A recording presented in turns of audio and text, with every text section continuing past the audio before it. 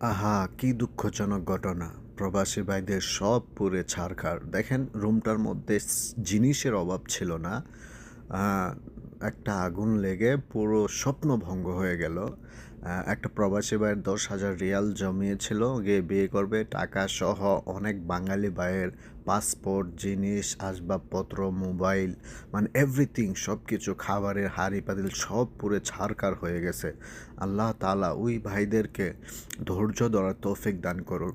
তবে সবচেয়ে বড় কষ্টের হচ্ছে যে এখানে অনেক ভাইয়েরা ছিল, টাকা জমিয়েছিল বাড়িতে গিয়ে বিয়ে করবে, বা একটু আনন্দ ফুর্তি করবে। এই টাকাগুলো পর্যন্ত পুড়ে গেছে এবং পাসপোর্টটা পুড়ে গেছে।